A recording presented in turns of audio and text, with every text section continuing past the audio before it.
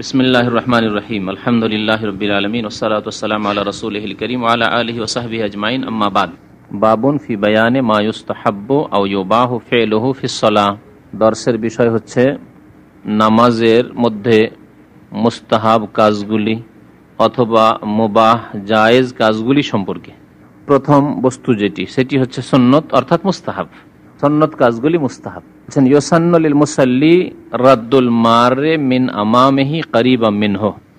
প্রথম বিষয় যেটি মুস্তাহাব বা সুন্নত কাজ তা হচ্ছে যে কোনো নামাজের সামনে দিয়ে, মুসল্লির সামনে দিয়ে কোনো ব্যক্তি যদি অতিক্রম করে তাহলে তাকে বাধা প্রদান করা, তাকে যেতে বাধা দেওয়া, যে আমার সামনে দিয়ে যাবে না, নামাজের অবস্থায় বাধা দেওয়া। এটি একটি হরকত, নড়াচড়া কর্ম, যেটি নামাজের সাধারণত পরিপন্থী। কারণ নামাজের অবস্থায় কোনো নড়াচড়া করা, হরকত করা এগুলি কি নামাজের পরিপন্থী, কিন্তু নামাজের উদ্দেশ্যে, শরীয়তি উদ্দেশ্যে করা যাবে। তার মধ্যে এটি একটি শরীয়তি উদ্দেশ্যে।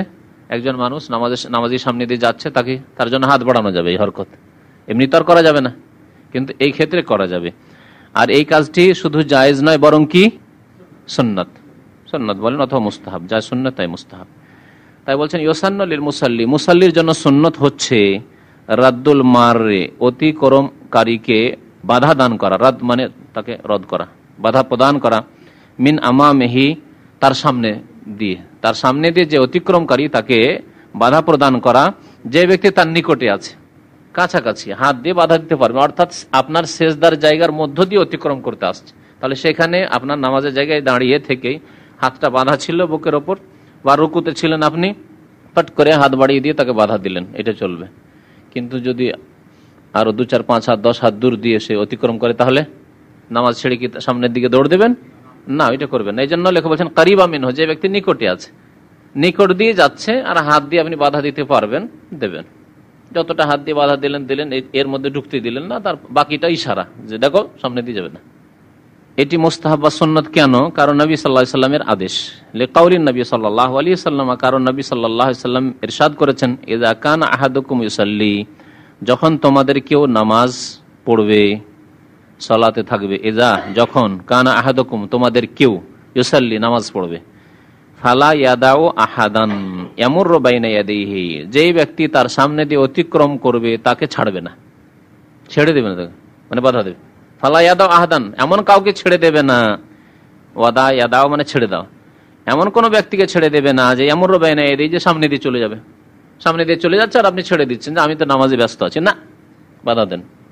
ফাইন আবা, যদি অস্বীকার করে, বাধা দিলেন তারপরে না, ও জবরদস্তি যাবে, এরকম কিছু বেয়াদব টাইপের লোক আছে, জাহেল আছে, হয় বেয়াদব না হলে জাহেল, ওর নামাজের এহতেরাম নেই, আর না হলে মূর্খ, জাহেল, জানেই না এই মাসলা। ফাইন আবা, যদি অস্বীকার করে বাধা মানতে, ফাল ইউকাতিলহু, তাহলে তার বিরুদ্ধে যুদ্ধ করবে, শাব্দিক অর্থে যুদ্ধ করবে। কাতাল ইউকাতিল মানে লড়াই করা, তার বিরুদ্ধে লড়াই করবে। কত তাকিদ তাহলে এই মাসলা রয়েছে নবী সাল্লাল্লাহু আলাইহি ওয়াসাল্লামের পক্ষ থেকে। ফাল ইউকাতিলহু, তার বিরুদ্ধে যুদ্ধ করবে। উলামারা বলেছেন যে যুদ্ধ করা মানে মারামারি লাগিয়ে দেবে না, বরং তার মানে ফালিয়াদফাহু বিল কুওয়া, বল প্রয়োগ করে বাধা দেবে। হাত দিয়ে ইশারার বাধা দিয়েছিলেন, থামছে না, এড়িয়ে চলে আসে, আপনার হাতকে সরিয়ে দিবে, হাতকে এমন করে শক্ত করে দেবেন যাতে যেতেই না পারে। এটা হচ্ছে ইয়াদফাহু বিল কুওয়া, বল প্রয়োগ করে বাধা দেন তাকে আপনার জায়গাতে থেকে। কারণ একটি হাদিস আছে, ফাইন্নাহু শাইতান, এ হচ্ছে শয়তান। বাধা দেওয়ার পরেও, ইশারা করার পরেও সে মানলো না, যখন অমান্য করছে, জবরদস্তি যাবে, তার মানে সে শয়তান, ফাইন্নাহু শাইতান। আর শয়তানের বিরুদ্ধে জিহাদের, লড়াইয়ের আদেশ দেওয়া হয়েছে, সুতরাং এই শয়তানের বিরুদ্ধে জিহাদ করো, ঠিক আছে। আর এখানে বলা হয়েছে আরেকটি শব্দ, অর্থ একই, ফাইন্না মাহুল কারিন, তার সাথে তার শয়তান সঙ্গী রয়েছে। কারিন বলা হয় ওই সঙ্গীকে, যেই সঙ্গী মানুষের জন্মের থেকে তার সাথে নিযুক্ত করা হয়। এ সম্পর্কে হাদিস শুনিয়েছি, যারা শুনেছেন মনে আছে যে মানুষের জন্মের সাথে সাথে আল্লাহ রাব্বুল আলামিন তার সাথে একটি কি করেন, জিনকে নিযুক্ত করে দেন, আরেকটি ফেরেশতা নিযুক্ত করেন। ফেরেশতা একে বলা হয়েছে তার ভালো সঙ্গী, সেও সঙ্গী কারিন, কিন্তু ভালো সঙ্গী, সৎসঙ্গী। এ সৎসঙ্গী ফেরেশতা কি করে, তার হেফাজত করে, তার দেখাশোনা করে, সৎ পরামর্শ দেয়, এ হচ্ছে বেতানা সলেহা।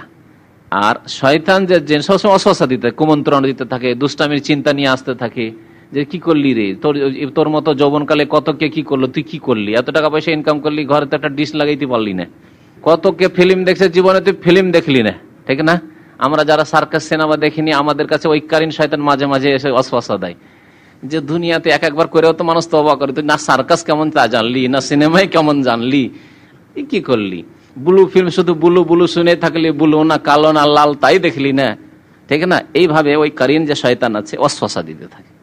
নবী সাল্লাল্লাহু আলাইহি ওয়াসাল্লাম কি বলছেন? ফাইন্না মাহুল কারিন, এই যে তোমার সামনে দিয়ে, নামাজের সামনে দিয়ে নাফরমানি করে চলে যাচ্ছে আর বাধাও মানতে চাইছে না, বাধা দিয়ে চলে যেতে চাইছে, তার সাথে এখন তার গায়ে শয়তান সওয়ার আছে, ওই শয়তান যে শয়তান তার জন্মকাল থেকে ওর সাথে নিযুক্ত করা আছে, তার সাথে ওই কারিন, তার বন্ধু আছে শয়তান বন্ধু। এই শয়তান সারা জীবন যেহেতু মানুষকে যার সাথে নিযুক্ত আছে তাকে খারাপ কাজের জন্য কুমন্ত্রণা দিতে থাকে, ওয়াসওয়াসা দিতে থাকে, কাল কিয়ামতে ওর ওপরে দোষ চাপাবে। পাপী লোকেরা, গুনাহগার লোকেরা ওই শয়তানের উপর দোষ চাপাবে। তখন ওই শয়তান কারিন করবে কি, বলছে আমার কি দোষ, জবরদস্তি করেছিলাম, তাকে বেঁধে রেখেছিলাম নামাজ পড়তে যেতে দিনে, তাকে জবরদস্তি করে গুনাহ করিয়েছিলাম। কালা কারিন, সূরা কাফে কারিন বলে বলা হয়, কালা কারিনহু রব্বানা মা আতগাইতুহু। কারিন তখন আল্লাহর সামনে নিজের সাফাই পেশ করবে, রব্বানা, হে আল্লাহ, হে রব, মা আতগাইতুহু, ওকে আমি জবরদস্তি গুমরাহ করিনি, ওয়ালাকিন কানা ফি দালালিম বাইদ, সেই তো স্পষ্ট গুমরাহিতে ছিল, নিজেই পাপ করতো, আমি করিয়েছি জবরদস্তি করে, কখনো জবরদস্তি তার হাত পা ধরে বেঁধে করাইনি। কালা কারিনহু রব্বানা মা আতগাইতুহু ওয়ালাকিন কানা ফি দালালিম বাইদ, এই যে কারিন বলা হয়েছে, ওই কারিনের কথা এখানে বলা হয়েছে। এর সাথে ওই কারিন শয়তান এখন কাজ করছে, ওকে এখন আত্ম অহংকারের মধ্যে তুই যেতে দিবি না, আমি যাবো নামাজের সামনে দিয়ে, আমার কাজ আছে, বাধা কেন দিবি তুই, ঠিক আছে? রাওয়াহু মুসলিম, একটু দূর দিয়ে যেতে পারবে না, যাবে না। রাওয়াহু মুসলিম, হাদিসটি মুসলিম শরীফের। তাহলে এই হাদিসের আলোকে মুসাল্লির জন্য সুন্নত হচ্ছে, যদি তার সামনে দিয়ে কেউ অতিক্রম করে তাকে কি করতে হবে? বাধা দিতে হবে। এই কাজটি মুবাহ না মুস্তাহাব? সুন্নত বা মুস্তাহাব। লাকিন ইযা কানা আমামাল মুসাল্লি সুতরাহ আই শাইউন মুরতাফিউন মিন জিদারিন আও নাহবিহি ফালা বাসা আন ইউমাররা মিন ওয়ারাইহা। নামাজের সামনে সুন্নত হচ্ছে একটি সূত্রা রাখা। আরেকটি মাসলা, নামাজি যখন নামাজ পড়বে তো নামাজের দায়িত্ব হচ্ছে নিজের সামনে কি করা? একটি সূত্রা মানে আড় দেওয়া, যা কমের পক্ষে 5 হাত হইতে হবে, কেউ কেউ 1 হাত বলেছেন, যেমন লেখক 1 হাত বলেছেন, কিন্তু 5 হাত হইলেও হয়, 1 হাত হইলেও হয়। কারণ যেরকম বলা হয়েছে নবী সাল্লাল্লাহু আলাইহি ওয়াসাল্লাম হাদিসে আসবে হাদিসটি, যে উটের পিঠে যে সওয়ার হতেন সাহাবায়ে কেরামদের যুগে, নবী সাল্লাল্লাহু আলাইহি ওয়াসাল্লামের যুগে, তো উটের পিঠে একটু হেলানা দেওয়ার জন্য বা যে সিটটা আছে তার পিছনে একটা লকড়ি থাকে, সেই লকড়িটা পুরো 1 হাত হতো না, 1 হাতের চাইতে কম, 1 হাতের কাছাকাছি হতো। মিসলা মুআখিরাতির রাহল, যে তোমার বসার সিটটা আছে উটের উপরে, তার পিছনের ভাগে যে একটা লকড়ি আছে, কাঠ আছে, ওই কাঠটার সমান হইলেই হবে, আর সেটা সর্বনিম্ন হচ্ছে 1 হাত, এটা সর্বনিম্ন। তাহলে আধা হাত সূত্রা না চলবে না, 4 আঙ্গুলের উঁচা সূত্রা দেবেন না, কমের পক্ষে আপনার কাছে সূত্র থাকলে 1 হাত, 1 হাত, তার বেশি যত ভালো হবে তত ভালো উঁচা, এরকম সূত্রা দিতে হবে। তাহলে মুসাল্লি নামাজের দায়িত্ব হচ্ছে সূত্রা দিয়ে নামাজ পড়া, আর যে ব্যক্তি অতিক্রম করবে তার দায়িত্ব হচ্ছে যে নামাজের সামনে দিয়ে অতিক্রম না করা, যথাসাধ্য অতিক্রম না করা। আর যেতে হলে দূর দিয়ে যাওয়া, কাছে দিয়ে নয়, বিশেষ করে তার সেজদার জায়গা দিয়ে, যেই জায়গাটি তার নামাজের জায়গা, তা দিয়ে যাওয়া তার জায়েজ নয় অতিক্রম করা। মুসাল্লি যখন সূত্রা লাগিয়ে দিল, সূত্রা বুঝতে পারছেন না, সূত্রা মানে আড়, সূত্রা লাগিয়ে দিল, শরীয়তি সূত্রা যেটা লাগিয়ে দিল। এখন সূত্রার বাইরে দিয়ে যদি কেউ অতিক্রম করে অসুবিধা আছে?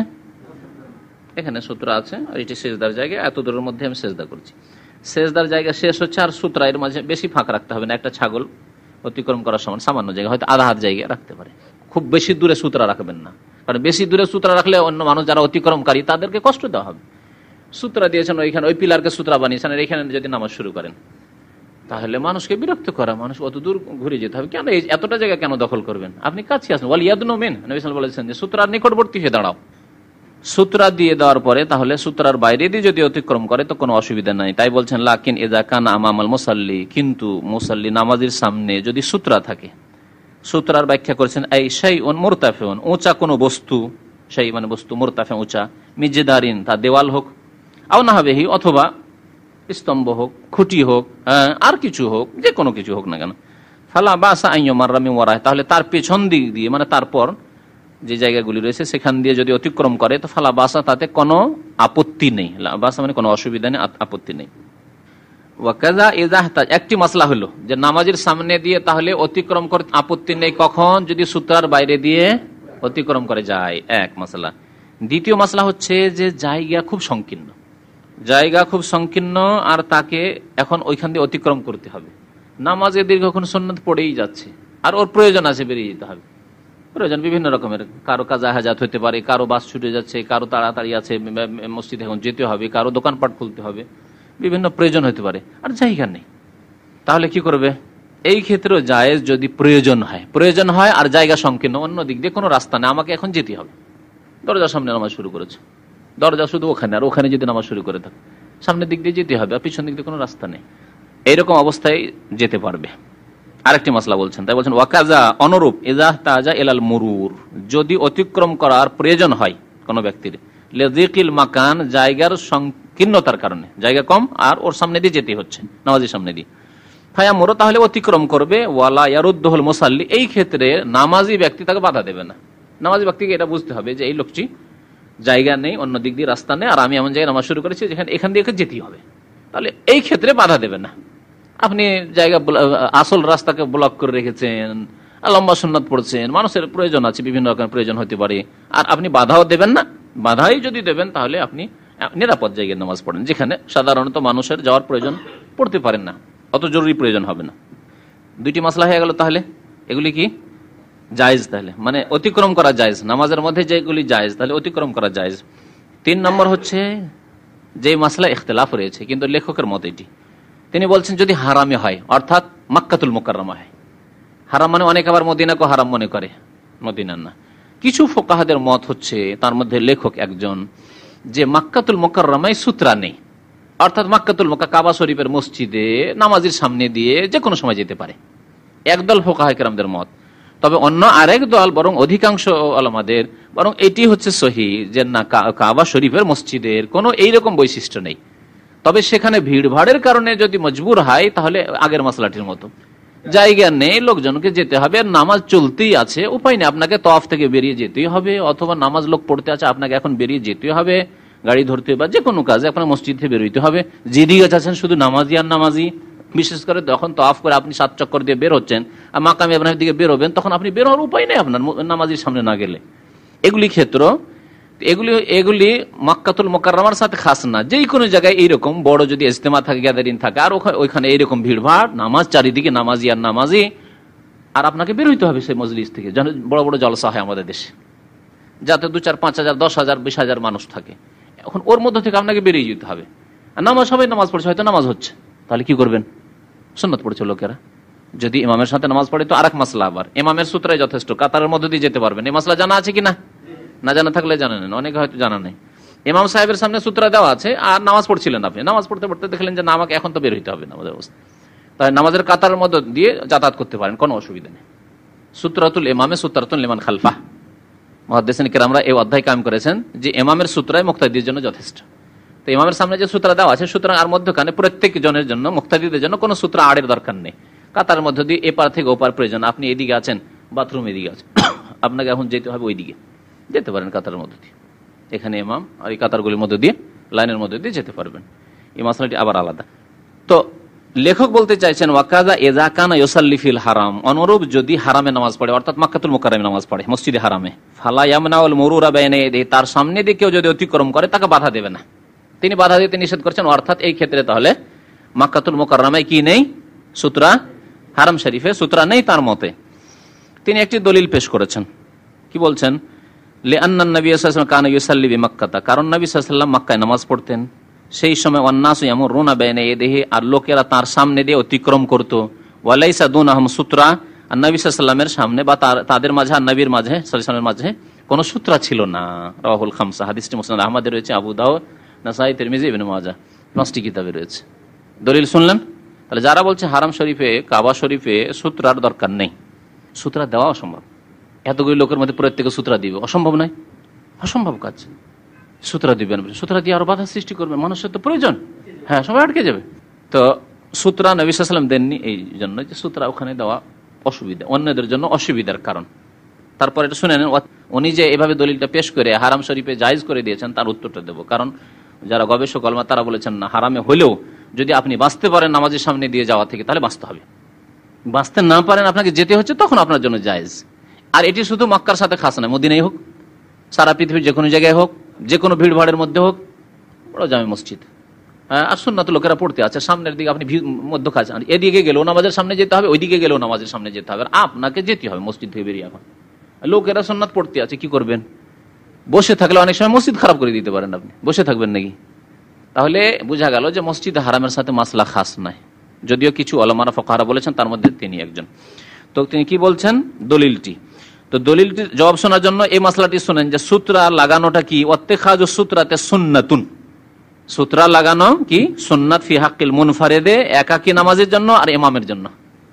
এর দ্বারা বোঝা গেল যে মুক্তাদিকে প্রত্যেকে নিজের নিজের সূত্রা লাগাতে হবে না, হবে না, প্রয়োজনই নেই, নিষ্প্রয়োজন কাজ। কারণ মুক্তাদির সূত্রা কোনটি? ইমামের যে সূত্রটি, ওটি হচ্ছে মুক্তাদির সূত্রা। তাহলে সূত্রা কাকে লাগাইতে হবে? আড় দিয়ে নামাজ পড়তে হবে, একাকী নামাজিকে, মুনফারিদকে আর ইমামকে। আর এদের ক্ষেত্রে হুকুম কি সূত্রা লাগানোর? আড় রেখে নামাজ পড়া সুন্নাত। নবী করিম সাল্লাল্লাহু আলাইহি ওয়াসাল্লাম মক্কাতুল মুকাররমে নামাজ পড়েছেন আর সূত্র লাগাননি এই জন্য যে সুন্নত কাজ মাঝে মাঝে নবী সাল্লাল্লাহু আলাইহি ওয়াসাল্লাম ছেড়ে দিতেন। হ্যাঁ, ফরজের মতো না হয়, সুন্নত মাঝে মাঝে নবী সাল্লাল্লাহু আলাইহি ওয়াসাল্লাম ছেড়ে দিতেন, এই ব্যাপারে কোনো দ্বিমত নেই। তাহলে মনে রাখবেন যে দাড়ি রাখা সুন্নত নয়, না হলে মাঝে মাঝে নবী সাল্লাল্লাহু আলাইহি ওয়াসাল্লাম ছেড়ে নিতেন। বুঝতে পেরেছেন মাসলা? এবার এই ফতোয়া খবরদার দিবেন না, আর যারা দিবে তারা গোমরা করছে। মনে রাখবেন যে দাড়ি সুন্নাত, দাড়ি সুন্নাত, দাড়ি ওয়াজিব। নবী সাল্লাল্লাহু আলাইহি সাল্লাম সুন্নত কাজ অনেক সময় ছেড়েছেন, কারণ যাতে করে লোকেরা ওয়াজিব না মনে করে এবং উম্মতের জন্য সহজ করার জন্য। কখনো আপনি ছাড়তে বাধ্য হলে ছাড়বেন। তো হাদিসে আছে যে নবী সাল্লাল্লাহু আলাইহি সাল্লাম বিনা সূত্রায় মক্কায় নামাজ পড়েছেন, কিন্তু এই কথা তো বলেননি যে মক্কায় তোমরা সূত্রা লাগায় না। সূত্রার হুকুম হচ্ছে আম হুকুম সব জায়গায়। আর মানুষের ওজরের কারণে, অসুবিধার কারণে নামাজের সামনে দিয়ে যাওয়ার হুকুম, এটি হচ্ছে আম, মক্কাতেই হোক আর অন্য জায়গায় হোক।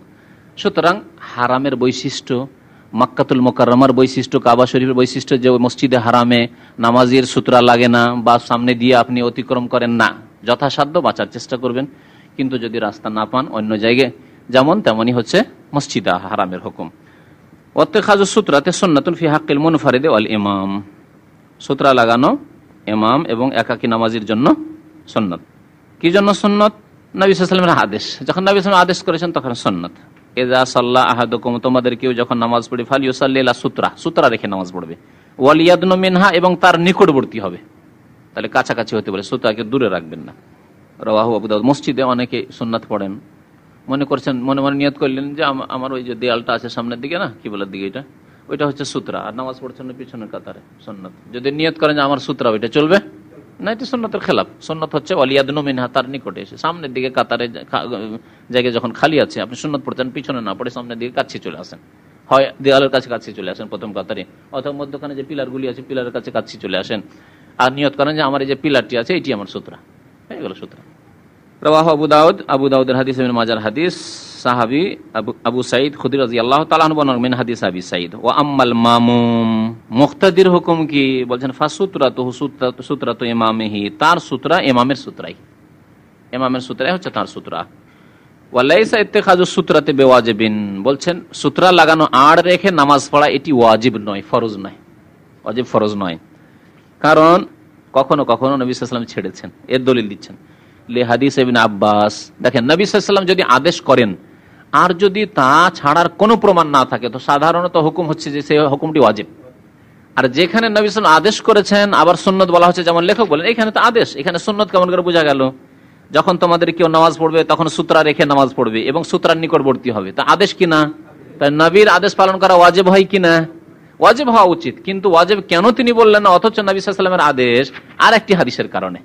বোঝার চেষ্টা করুন ভালো করে, কি হাদিসটি? এই হাদিস এই জন্য ওয়াজিব নয় যে আব্দুল্লাহ বিন আব্বাস রাদিয়াল্লাহু তাআলা আনহুমা হাদিস বর্ণনা করেছেন, আন্নাহু সাল্লা ফি ফিজাইন, আন্নাহু সাল্লাল্লাহু আলাইহি ওয়াসাল্লাম সাল্লা ফি ফিজাইন, নবী সাল্লাল্লাহু আলাইহি ওয়াসাল্লাম একদিন খোলা মাঠে নামাজ পড়লেন। ফিজা মানে খোলা মাঠ, ফিজাই মানে খোলা মাঠে নামাজ পড়লেন। লাইসা বাইনা ইয়াদিহি শাই, তার সামনে কোনো সূত্রা বা কোনো কিছুই ছিল না, কোনো আড় ছিল না। তাহলে বিনা সূত্রায় যখন নবী সাল্লাল্লাহু আলাইহি ওয়াসাল্লাম কখন নামাজ পড়েছেন, তাহলে সূত্রা লাগানো নামাজের জন্য কি হয়ে গেল?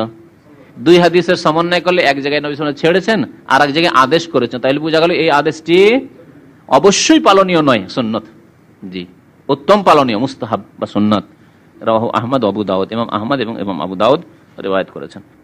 ওয়ায়ামবাগি আন তাকুনা সূত্রাতু কায়মাতান কামুআখিরাতির রাহলি বা কামুখিরাতির রাহলি, দুই রকম পড়া গেছে।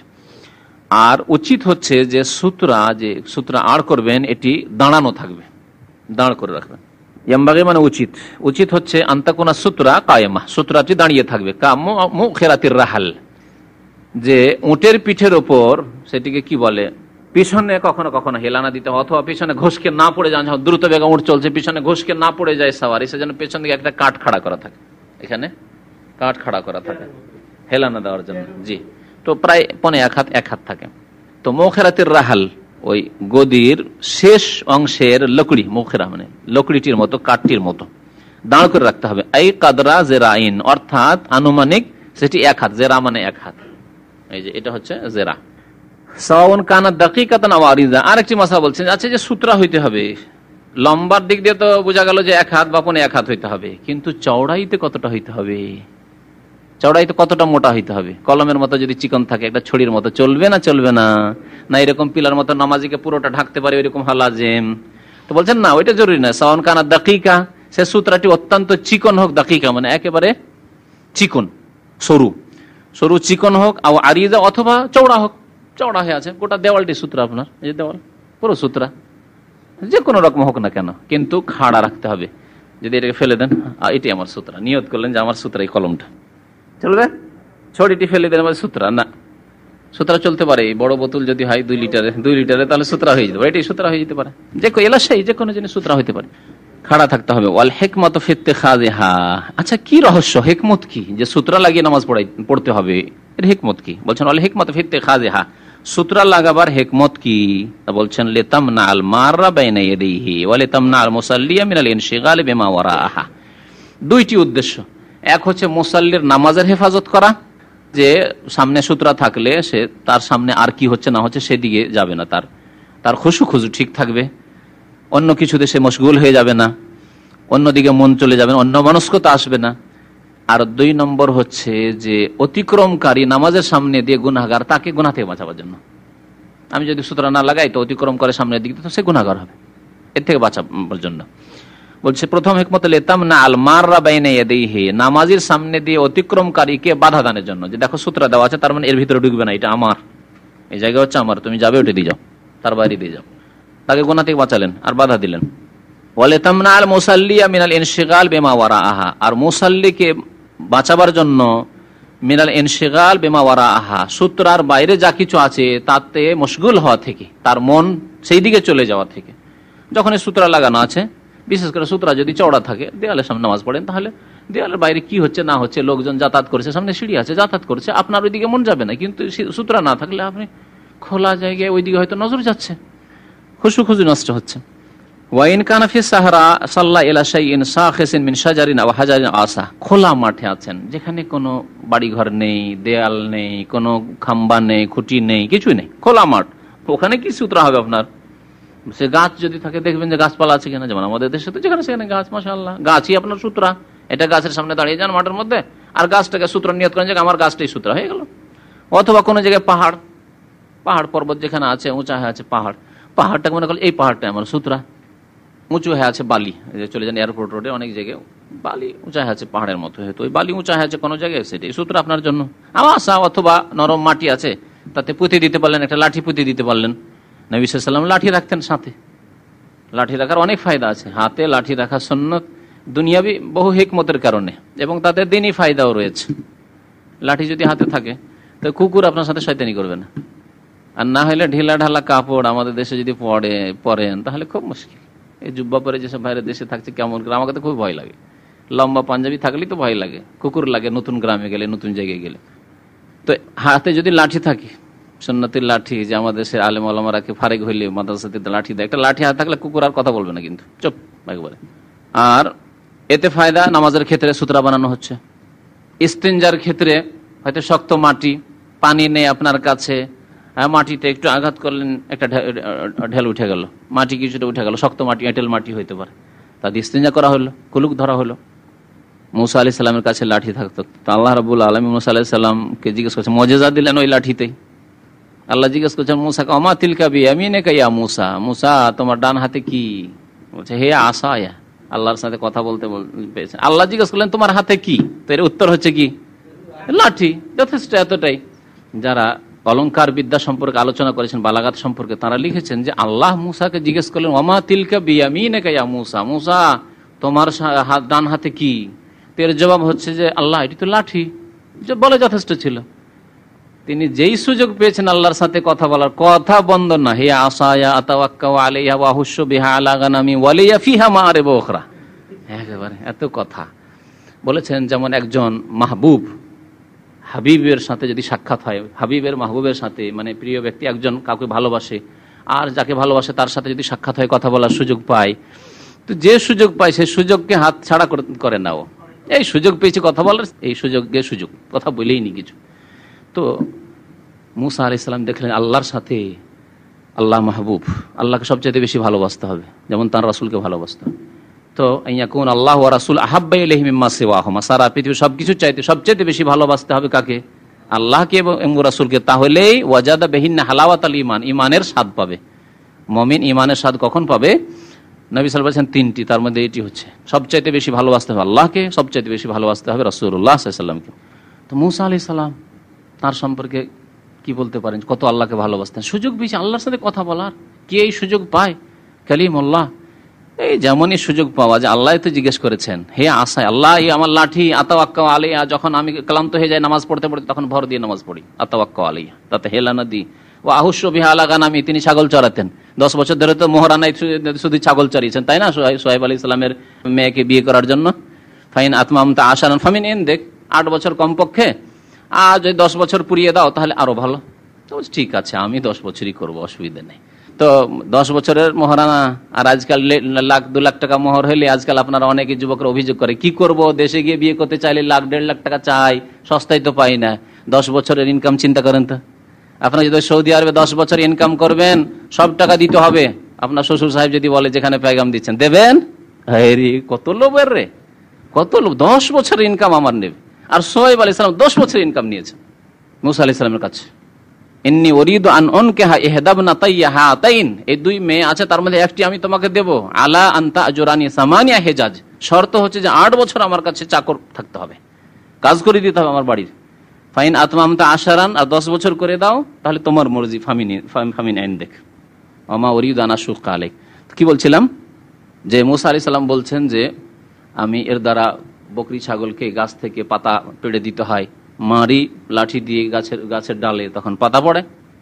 আহুশু বিহা আলা গানামি ওয়া লিয়া ফিহা মাআরিব উখরা, আর বহু কাজে লাগে আল্লাহ, এই লাঠি আমার বহু কাজে লাগে। বহু কাজের মধ্যে ইস্তেঞ্জা করার ক্ষেত্রে লাগে, নামাজের সূত্রা বানাবার ক্ষেত্রে লাগে, দুশ্মন শত্রু হাতে একটা লাঠি থাকলে সব সাবধান হয়ে কাছে ঘনিয়ে আসবে, যতই সে মানে সাহস কিন্তু দেখে যে না, হাতে একটা লাঠি আছে রে, কিনা কি করে চোখেই যদি ঢুকিয়ে দেয় তাহলে কি হবে? ঠিক না? ফাইনলাম ইউমকিন গারজুল আসাফিল আরজ, আপনার কাছে লাঠি আছে কিন্তু লাঠি মাটিতে পুঁততে পারছেন না। গারাজা মানে পোতা, মাটিতে গাড়া বা পোতা। ফাইনলাম ইউমকিন গারজুল আসা, লাঠি পোতা যদি সম্ভবপর না হয়, ফিল আরজে, জমিনে। কোন জমিনে? শক্ত জমিনে। ওয়াজা আহু বাইনা ইয়াদিহি আরদান, লেখক বলছেন তাহলে লাঠিটাকে লম্বা করে চড়াতে রেখেই দিবেন। কি করবেন? আপনারা তো যতটা পারবেন তত রেনা করবেন, যখন উপায় নেই তো সামনে রেখে দেন আপনি। এই ফতোয়াটি ইজতিহাদি ফতোয়া, কারণ এই মর্মে লাইন টানার একটা হাদিস আছে জয়ীফ। যদি তুমি সূত্র না পাও তাহলে সামনে কি করো, একটা দাগ টেনে দাও। এই হাদিস জয়ীফ, সহি হাদিস নয়। সুতরাং জয়ীফ হাদিস দিয়ে কোনো মাসলা ইস্তেমাদ করা যায় না। তবে এই মশলাটি কি বলবো, যে লাঠি আপনি গাড়তে পারছেন না, পুঁততে পারছেন না, তো লাঠিটি ফেলে দেন, এটি ইজতিহাদি মশলা। উলামায়ে কেরাম এই সব ক্ষেত্রে, যে ক্ষেত্রে দলিল নেই হয়তো অনেক সময় ইজতিহাদি ফতোয়া দিয়েছেন। ওয়াইদাল তাবাসাতিল কিরাআতু আলাল ইমামি ফালিল মামুম ইউসমিআহুল কিরাআতাস সাহিহাতা। এখন সূত্রার মাসলা শেষ। আরেকটি মুস্তাহাব কাজ বলছেন, ইমাম কিরাত করছে, তিলাওয়াত করছে, তিলাওয়াত করতে করতে যদি ভুলে যায় অথবা ভুল হয়ে যায়, ভুলে গেল অথবা গ্যাপ দিয়ে দিল, কিছু কালেমা কিছু অংশ আয়াতের ছেড়ে দিল, দিয়ে সামনে বেড়ে চলে গেল, এরকম যদি হয় তাহলে মুক্তাদিদের জন্য কি করা উচিত? বলছেন ফালিল মামুম ইউসমিআহুল কিরাআতাস সাহিহাতা, তাকে সঠিক কিরাতটি শুনিয়ে দেবে। তাহলে নামাজের অবস্থায় উচ্চস্বরে মুক্তাদির কিরাত তেলাওয়াত করা সুন্নতের খেলাফ, ঠিক কিনা? সুন্নতের খেলাফ মানে জায়েজ নাই। কিন্তু যদি ইমাম সাহেব ভুল করে, তার ভুল সংশোধনের জন্য আয়াতটা বা আয়াতের অংশ বিশেষ পড়ে দিতে পারে। তাই বলছে ওয়াইদাল তাবাসাতিল কিরাআতু আলাল ইমাম, ইমামের ওপর তেলাওয়াত করতে গিয়ে যদি তেলাওয়াত গড়বড় হয়ে যায়, ইলতাবাসা মানে গড়বড় হয়ে যাওয়া, এক আয়াত অন্য আয়াতে ঢুকে যাওয়া, ইলতিবাস। ফালিল মামুমে, তাহলে মুক্তাদি, মামুম মানে মুক্তাদি, ইমাম মানে ইমাম, আর ইমামের যে অনুসরণকারী সে হচ্ছে মামুম। মুক্তাদির জন্য জায়েজ বা মুস্তাহাব, লিল মামুম শুধু লিখেছেন, এখানে মুস্তাহাব না জায়েজ তিনি লিখেননি, কিন্তু এটি মুস্তাহাব, ওয়াজিব নয়। অনেক মুক্তাদিরা মনে করে, আমাদের দেশের মুক্তাদিরা এখানেও দেখা যায়, ইমামের একটু ভুল হয়ে গেছে, ওরা পাছা ছাড়ছে না, ধৈর্য বসেছে ওকে, আরে চলে গেছে, হয়তো পার হয়ে চলে গেছে, একা টান দিয়ে পড়ে নিয়েছে, না ওকে একবারে জবরদস্ত করে টেনে নিয়ে এসে আবার ঢুকাইবে ওখানে, আরো ঝামেলায় পড়তে পারে সে। তাহলে হুকুমটি জেনে রাখতে হবে। যদি ওয়াজিব হতো তাহলে আপনাকে জবরদস্তি টেনে নিয়ে আসতো, এই ভুল কেন করছেন আপনি, আসেন ফিরে আসেন সঠিক জায়গায়, না এটি জরুরি নাই, এটি হচ্ছে মুস্তাহাব কাজ, যদি তার সংশোধন করে দেন মুস্তাহাব। আর যদি ভুল হয়ে যায়, অনিচ্ছাকৃত ভুল, তার পক্ষ থেকে কোনো অবহেলা নেই, কোতাহি নেই, যথাসাধ্য ভালো হেফজ করার চেষ্টা করেছে, তাহলে সে গুনাহগার না। আর যদি অবহেলাকারী ইমাম হয়, যখন তখন ভুল, ছোট ছোট সূরায় ভুল, প্রত্যেক নামাজে ভুল, তাহলে সে গুনাহগার হবে, তাহলে তার গাফিলতির কারণে, অবহেলার কারণে সে গুনাহগার হবে। অনেক সময় ভালো মুখস্থ থেকেও সামনে গিয়ে তেলাওয়াত করতে গিয়ে, আর বিশেষ করে যারা বেশি মুখস্থ রাখেন তাদের কতগুলি আয়াত আছে মুতাশাবিহাত, কাছাকাছি আয়াত, কাছাকাছি, এগুলি মুতাশাবিহাত বলে, একই রকমের সদৃশ্য আয়াত, এখানেও একটু পার্থক্যের সাথে আরেক জায়গায় আছে, বা এই আয়াতটি আরেক জায়গায় আছে, এক সূরা থেকে আরেক সূরায় লাফ দিয়ে ঢুকে পড়েছে, ও খেয়ালই করেনি যে আমি কোন সূরাতে কোন সূরায় ঢুকে পড়েছি। হয় এটা অল্প স্বল্প যাদের মুখস্থ আছে তারা বুঝতে পারবেন, এটা যাদের বেশি মুখস্থ তারা বুঝতে পারবেন, কিন্তু তবে বেশি হবে না, কখনো হইতে পারে। আর বেশি হচ্ছে তার মানে তার হেফজ দুর্বল, অবহেলা আছে, মোরাজা করে না, রিভাইজ করে না, এগুলি তার নিজের পক্ষ থেকে অবহেলা, গুনাহ হবে। ফালিল মামুমে, মুক্তাদির জন্য উচিত কি, আইয়ুসমিআহুল কিরাতাস সাহিহাতা, সঠিক কিরাতটি, তেলাওয়াতটি বা আয়াতটি শুনিয়ে দেওয়া, যে এইভাবে পড়ে শুনিয়ে দেবে, কথা বলা যাবে না। হ্যাঁ, যদি বলছে আপনি ভুল করছেন, জায়েজ, নামাজ বাতিল হয়ে যাবে, কারণ মানুষের কথা এটি, কিন্তু আল্লাহর কালাম যেহেতু কোরআনে কারিমে আয়াতের অংশ তেলাওয়াত করছে, সেই জন্য নামাজ নষ্ট হবে না, এটি তার জন্য করা মুস্তাহাব। এখন মুবাহ বয়ান করছেন, মানে জায়েজ কাজ একটি বয়ান করছেন, নামাজের অবস্থায় কাপড় পরিধান করা জায়েজ। ওয়াবাহুলিল মুসাল্লি লুবসুস সাওবি ওয়া নাহবিহি, কাপড় পরিধান করা, ওয়া নাহবি বা এই ধরনের কোনো কাজ, ও হামলু শাইইন বা কোনো কিছু উঠানো, কোনো কিছু রাখা জায়েজ। মাসলাটিকে প্রয়োজনের মাফিক নিতে হবে, অনুপাতে নিতে হবে, প্রয়োজনের অতিরিক্ত নয়। ধরেন টুপিটা পড়ে গেছে, টুপিটা উঠিয়ে যদি মাথায় দিয়ে নেই, তো এই ক্ষেত্রে বলা যেতে পারে জায়েজ। গুতরাটা পড়ে গেছে, যদি উঠিয়ে দিয়ে নাই তাহলে জায়েজ। আজকাল মোবাইলের ফিতনা সবচেয়ে বড় ফিতনা নামাজে, ঠিক না? সুতরাং এই মশলা আরো বেশি করে জানতে হবে। মোবাইল রিং করছে, তাহলে পকেট থেকে বের করা, এখরাজ, তারপরে সুইচ অফ করা, আবার পকেটে দাখিল করা বা সামনে রেখে দেওয়া, এগুলি এর আওতাতে পড়বে কিনা? এগুলো কাজ কি মুবাহ, বরং শুধু মুবাহ না, অনেক ক্ষেত্রে যখন দেখছেন যে না নাম এখন মোবাইলে রিং চলে আসছে, সুতরাং এই ক্ষেত্রে জরুরি হচ্ছে যে আপনি অন্য ওদের নামাজকে নষ্ট না করে আপনার নামাজের কিছু হোক, হরকত হোক কিছু, কিন্তু এটা করা। কারণ যখন দেখতে হবে যে দুটি আমাকে আপত্তিকর কাজ করতে হবে, যে অসুল নীতিমালা, অসুল ফিকহ শরীয়তি মাসলা মাসাইলের অসুল নীতিমালা মনে রাখেন, দুইটি আমাকে আপত্তিজনক কাজ করতে হচ্ছে, এটাও আপত্তিকর, এটাও আপত্তিকর, তখন দেখতে হবে যে দুটি ছাড়া কোনো উপায় নেই, দুটার একটা আপনাকে করতে হবে, আপনি করতে বাধ্য, তখন কোনটা করতে হবে? যেটি হালকা আপত্তিকর সেই কাজটি করে বড় আপত্তিকর কাজ থেকে বাঁচতে হবে। এই মাসলা যদি মনে রাখে জীবনের বহু ক্ষেত্রে আপনার কাজে আসবে। মহিলাকে বলছেন না ছবি না দিলে আপনার পাসপোর্ট হবে না, তো বিদেশ যাবেন, ছবি না হলে আপনার হজ করা হবে না, এই ছবিতে চেহারাটা খোলা রাখলে হয়। আর অনেকেই চুলের অর্ধেক খুলে রাখছে, আপত্তিকর তো দুটোই, কিন্তু কোনটি হালকা আপত্তিকর? শুধু চেহারা খুলে, যেটা দিয়ে কাজ চলে যাচ্ছে কোন রকম, তাহলে এটা আপনি করেন। আহওয়ানুল বালিয়াতাইন বলা হচ্ছে, দুই মুসিবত যদি আসে তাহলে হালকা মুসিবতটা গ্রহণ করতে হবে, বড় মুসিবতটা ধর্মীয় ক্ষেত্রে ওটাকে উপেক্ষা করতে হবে, যে না ওটা করবো না। কিন্তু এখন এখানে কাপড় পরা যাবে মানে যদি এরকম বুঝে যে একটা লোক গেঞ্জি পরে নামাজ শুরু করে দিয়েছে, তারপর ভাবলো যে গেঞ্জি পরে শুধু নামাজটা শুরু করে দিলাম, জুব্বাটা তো এখানে রাখা আছে, আবার জুব্বাটা নিয়ে পড়ছে না, কারণ তোমার জন্য গেঞ্জি পরে নামাজ পড়াই যথেষ্ট। যদিও ঢিলা ঢালা পোশাক আর ফুল পোশাক পরে নামাজ পড়া উত্তম, কিন্তু এটা নামাজের প্রথমে আগেই করতে হতো, নামাজ শুরু করার আগে। আর নামাজের মধ্যে তোমার জন্য একটা গেঞ্জি, হাফ হাতা গেঞ্জি আছে, কাঁধ ঢেকে আছে, আর এদিকে সতর লজ্জা স্থান হাঁটু পর্যন্ত ঢেকে আছে, এটাই যথেষ্ট। নিচে পায়জামা আছে শুধু, যথেষ্ট, পায়জামা হাঁটু ঢেকে যাচ্ছে যথেষ্ট, নাভি ঢেকে যাচ্ছে, আর এদিকে কাঁধ ঢেকে যাচ্ছে যথেষ্ট আপনার জন্য। ও হামলো শাইইন, কোনো কিছু ওঠানোর মধ্যে ছেলে মেয়েরা, ওখান থেকে দলিল নেওয়া হয়েছে। নবী করিম সাল্লাল্লাহু আলাইহি সাল্লাম তার নাতনি, তার নাম কি ছিল? উমামা, যায়েনাব রাদিয়াল্লাহু তাআলা আনহার বড় মেয়ের মেয়ে উমামা চলে এসেছে নামাজের সময়। নবী সাল্লাল্লাহু আলাইহি সাল্লাম যখন দাঁড়িয়ে কেরাত করছেন তখন কোলে নিয়ে, যখন কেরাত হয়ে গেল রুকু সিজদা যখন যেতেন তখন রেখে দিতেন, আবার যখন সিজদা থেকে উঠলেন তখন আবার কোলে নিয়ে নিলেন, কোলে নিয়ে কেরাত করলেন, সূরা ফাতিহা পড়লেন, অন্য সূরা পড়লেন। নবী সাল্লাল্লাহু আলাইহি ওয়াসাল্লাম লম্বা নামাজ পড়তেন। তারপর আবার যখন রুকু যেতেন রেখে দিন, ফাইজা রাকা ওয়াজাহা ফাইজা সাজাদা রাজাহা ওয়াইজা কামা হামালাহা, উঠিয়ে নিতেন। আমরা যদি কেউ নামাজ পড়ি তাহলে আজকালকার মুসলমান কেমন নামাজ, দেখো দেখো খেলা করছে, বাচ্চা নিয়ে খেলা করছে না, এই বাচ্চা গোটা মসজিদ ডিস্টার্ব করে দিবে, এই দিক থেকে ওই দিকে দৌড় ছোটাছুটি আর চা চু করে চিৎকার এমন করছে, গোটা মসজিদের মুসাল্লিদের নামাজ খারাপ করে দিল। ওর চাইতে ভালো আপনি কোলে নিয়ে নামাজ পড়ছেন আপনার ছেলে মেয়েকে, প্রথম কথা নিয়ে আসেন আপনার বাড়িতে, আপনার ওয়াইফ আছে, দেখাশোনার লোক আছে, দেখাশোনা করুক। কিন্তু অনেক সময় হতে পারে যে বাড়িতে কেউ একটা ছোট ছেলেকে যদি আমি বাড়িতে রেখে আসি তো মরে যেতে পারে কান্নাকাটি করতে করতে, আপনার নামাজ পড়তে পড়তে হারাম আপনার জন্য। এইরকম অবস্থা, এইরকম অবস্থায় আপনার সামনে দুটো রাস্তা, এখন মসজিদের সাথে করে নিয়ে আসেন, যদি দেখেন যেন ছেলে মদ্যপ ছেলে, ওকে যদি কোলে নিয়ে থাকে তো এইরকম ডিস্টার্ব করবে না, তাহলে কোলে নিয়ে নামাজ পড়েন, রাখেন আর উঠেন আর আবার কোলে নেন। আর যদি দেখেন যে না খুব বেয়াদব ছেলে, একে যদি মসজিদে নিয়ে যেত কোলে নিলেও এ চিৎকার করবে, তাহলে আপনি নামাজে জামাতে আসেন না, জামাত ছেড়ে দেন দিয়ে বাড়িতে নামাজ পড়েন। মশলাগুলি জানতে হবে আপনাকে। ওয়াইফেরা ডিউটি করছে, বিশেষ করে পশ্চিমা দেশে আজকাল তো মহিলাদেরকে চাকরি করার একটা মন মানসিকতা এক শ্রেণী মুসলিমদের তৈরি হয়েছে। আপনার স্ত্রী গেছে চাকরিতে, বাড়িতে কেউ নেই, আর নামাজের সময় অক্ত, এখন ছোট বাচ্চা রেখে গেছে আপনার কাছে, করবেন কি? একা রাখা জায়েজ নয় যে একা বাচ্চাকে রেখে দিয়ে আপনি মসজিদে নামাজ পড়তে আসবেন। জাহেল মুসল্লি, হয় তাকে নিয়ে আসতে হবে মসজিদে, আর না হলে আপনাকে বাড়িতে নামাজ পড়তে হবে। মাসলা আসবে আরো বেশি যখন মক্কা মদিনা আপনি গিয়েছেন, মক্কা মদিনা ফ্যামিলি নিয়ে গেছেন, ওই সময় এই সমস্যা আরো দাঁড়ায়। দুইজনে যেতে চাইছেন নামাজ পড়তে, ফজর নামাজ, আমিও যাবো, আপনার স্ত্রী বলছে আমিও যাবো নামাজ পড়তে, তুমি যাবে আর আমি যাবো না, তুমি তাহাজ্জুদ পড়তে আমি যাবো না, আমি যাবো। বাচ্চা ঘুমিয়ে আছে, রেখে দিয়ে শুয়ে রেখে দিন, আল্লাহ না করে আপনার যাওয়ার সাথে সাথে যদি দরজাটা যখন খট করেছে তখন যদি বাচ্চা জেগে যায়, মরে যেতে পারে কান্না করতে করতে। ছোট বাচ্চাদের কথা বলছি, আর যারা তমিজ করতে পারে, 7 বছর 6 বছর 7 বছরের বাচ্চা, তাকে বুঝিয়ে দিলে এইভাবে বসো বা নামাজ পড়ো, বুঝবে। কিন্তু 2 বছর 3 বছর বাচ্চা বুঝবে না, এসব কথাই বুঝে নাও, মনেই রাখে না যে আপনি কি বলেছেন। তাহলে এগুলি ক্ষেত্রে কোনো কিছু ওঠানো আর রাখানো সব জায়েজ। ও ফাতহুল বাব, দরজা খোলা জায়েজ।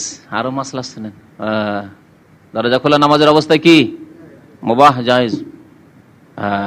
প্রয়োজন হাঁটতে পারেন, সামনে কিবলার দিকে হইতে হবে, কিবলা থেকে আপনি ফিরে যাতে করে না যান, বা কিবলার পিছন দিকে আছে যদি সামান্য একটু সরে গিয়ে সামান্য একটু সরলেন আর পিছন দিকে হাতটা করেই কিবলা মুখে আছেন খুলে দিতে পারলেন তো খোলা যাবে। সাইডে একটু সরে গেলে খুলতে পারবেন, হয়তো ডান দিকে গেটটা আছে এখানে আর নামাজ পড়ছি এখানে, ডান দিকে খুলে দিতে পারবো। আমি আমার কিবলামুখী হয়ে থাকলাম, কিবলা পরিবর্তন যাতে না হয়, কারণ এর আগে পড়েছেন যে কিবলা থেকে যদি পুরো উল্টো হয়ে যায় তাহলে নামাজ ফাসাদ হয়ে যাবে। তাহলে দরজা খোলা যাবে, কিন্তু যখন তখন প্রয়োজনে দরজা খোলা। একজন মেহমান এসছে, এমন ব্যক্তি এসে যার সাথে আপনার জরুরি কথা আছে, তা সে জরুরি কাজের জন্য এসছে, আর এই অবস্থা বা দূর থেকে এসছে, আপনি যদি এখন দরজায় সে বেল মারছে, নক করছে, দরজা না খোলেন সে ফিরে চলে যাবে, সে কত হয়রান হবে, আপনি কত হয়রান হবেন। এইসব ক্ষেত্রে দরজা খোলা যাবে না, যাবে না। আর দিনে ইউসরুন, দিন সহজ, দিন এত সহজ যে আপনার সামান্য কষ্ট হওয়ার জন্য যদি 4 রাকাত নামাজকে আল্লাহ 2 রাকাত করে দিতে পারেন, জোহর আসর একসাথে আল্লাহ পড়ার অনুমতি দিতে পারেন, মাগরিব এশা একসাথে পড়ার অনুমতি দিতে পারেন, তাহলে এই ক্ষেত্রে আপনার এত পেরেশানি হয়ে গেল যে এই লোকটা তো আমার জন্য দেখা সাক্ষাৎ ফরজ ছিল, টাকা পয়সা পেতেন তার কাছে, সে এসছে নক করে টাকা দেওয়ার জন্য আপনাকে, আর কখন হয়তো দেখা হবে না তার সাথে, আর আপনি বলছেন না আমি নামাজে আছি, ব্যস্ত আছি, আমি খুলবো না, ও বেল বাজাগা, এটা অজ্ঞতা এগুলি। তাহলে প্রয়োজন, এগুলি হচ্ছে প্রয়োজন, প্রয়োজনের ক্ষেত্রে দরজা খোলা যাবে। ওয়ালাহু কাতলু হাইয়াতিন ওয়া আকরাবিন, এইরকমই নামাজের অবস্থায় সাপ হত্যা করা যাবে, ওয়া আকরাবিন বিচ্ছু হত্যা করা যাবে, এইরকমই কষ্টদায়ক যে কোনো জীবজন্তু, কষ্টদায়ক যা আপনাকে কষ্ট দিতে পারে বা আপনার আশেপাশে কোনো লোককে কষ্ট দিতে পারে, অথবা আপনার ছেলে মেয়েরা রয়েছে তাদেরকে কষ্ট দিতে পারে, এরকম কিছু। লিআন্নাহু সাল্লাল্লাহু আলাইহি ওয়াসাল্লাম আমারা বিকাতলিল আসওয়াদাইন ফিস সালাতে, কারণ নবী করিম সাল্লাল্লাহু আলাইহি ওয়াসাল্লাম নামাজের মধ্যে 2টি কালো পশুকে বা কালো জীবকে হত্যা করতে আদেশ প্রদান করেছেন। তা হচ্ছে, একটি হচ্ছে আল হাইয়াতু ওয়াল আকরাবু, সাপ, আর একটি হচ্ছে বিচ্ছু। রাওয়াহু আবু দাউদ। এর উপরে অন্যান্য কষ্টদায়ক যে কথাটি বললাম সবগুলিকে কিয়াস করা হয়েছে, এই ক্ষেত্রে কিয়াস রয়েছে শরীয়তে, কারণ এখানে সাপকে হত্যা করার অনুমতির হিকমত কি? কষ্ট থেকে বাঁচা, বিপদ থেকে বাঁচা। এরকম বিচ্ছুকে হত্যা করার আদেশ নামাজের অবস্থায়, উদ্দেশ্য হচ্ছে, হিকমত হচ্ছে কি? বিপদ থেকে বাঁচা। ওই রকমই যদি কুকুর, এমন কুকুর হয় যে কুকুর যাকে তাকে কামড় দেয়, আর কুকুর আপনার ঘরে ঢুকে গেছে আর বাচ্চারা আশেপাশে খেলা করছে, ওই অবস্থায় যদি আপনি নামাজ পড়তে থাকেন, সিজদায় পড়ে দোয়া করতে থাকেন, বাচ্চাদেরকে যদি কামড় দেয়, এটা কষ্টের কারণ নয়? অবশ্যই। রাওয়াহু আবু দাউদ ওয়া তিরমিজি ওয়া সাহাহু, হাদিসটি আবু দাউদ রয়েছে, তিরমিজিতে, এবং ইমাম তিরমিজি হাদিসটিকে সহিহ বলেছেন। লাকিন লা ইয়ামবাগি লাহু আন ইউকসিরা মিনাল আফআলিল মুবাহাতি ফিস সালাত ইল্লা লিদারুরাহ, যে কথাটি বলছিলাম সেই কথা বলছেন। তবে উচিত নয় যে জায়েজ কাজগুলি নামাজে অধিক পরিমাণে করবে, এটি উচিত নয়।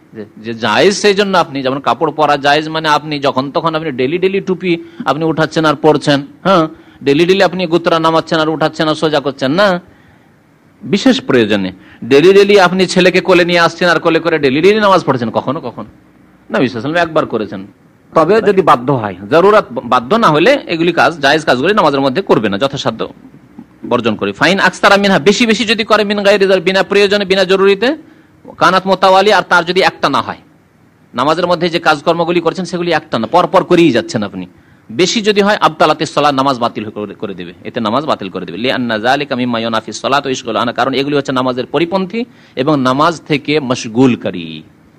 বারবার যদি লেবাস পোশাক এই নিয়ে ব্যস্ত থাকেন, বারবার চুলকাতে থাকেন, একবার চুলকানো যাবে, দুইবার যাবে, বা গ্যাপ দিয়ে দিয়ে যাবে, বেশি চুলকানি, কারো চুলকানি পাচড়া থাকতে পারে, কিন্তু যদি চুলকেই চলে যায় খালি, তাহলে একটা না হয়ে গেল, তাইতে নামাজ ফাসিদ হয়ে যাওয়ার ভয় আছে। ওয়াইদা আরাদা লিল মুসাল্লি আমরুন কাস্তিজানিন আলাইহি আও সাহওয়ে ইমামিহি আও খাফা আলা ইনসানিন আল ওকুয়া ফি হালাকা ফালাহু তানবিহু আলা যালিক। কোন মুসাল্লি নামাজ পড়ছে, আর নামাজ পড়া অবস্থায় কোনো ব্যক্তি তার কাছে অনুমতি চাইছে, তার বাড়িতে, তার ঘরে, তার অফিসে প্রবেশের জন্য অনুমতি চাইছে, আর সে সময় সে নামাজ পড়ছে। এই নামাজ বাড়িতে নামাজ পড়া, সুন্নতে নামাজ পড়ছে। বা কখন হয়তো জামাত ছুটে গেছে, সময় চলে গেছে, বাড়িতেই পড়ছে, জামাত ছুটে গেছে, সময় চলে গেছে, তারপরে মসজিদে যাওয়া জরুরি নয়, তো এই জন্য ফরজ নামাজও হইতে পারে। মসজিদে সাধারণত অনুমতির ব্যাপারটি হয় না, মসজিদে কেউ কারো কাছে অনুমতি নিতে যায় না। অনুমতি কোথায় নিবে ঢোকার জন্য? আপনার বিশেষ জায়গায়, খাস জায়গায়, যেটি আপনার জায়গা, আপনার বাড়ি, আপনার অফিস, ঠিক না? অফিসের দরজা বন্ধ করে আপনি নামাজ পড়ছেন, অথবা আপনার ঘরের দরজা বন্ধ করে নামাজ পড়ছেন, সেই জায়গায়।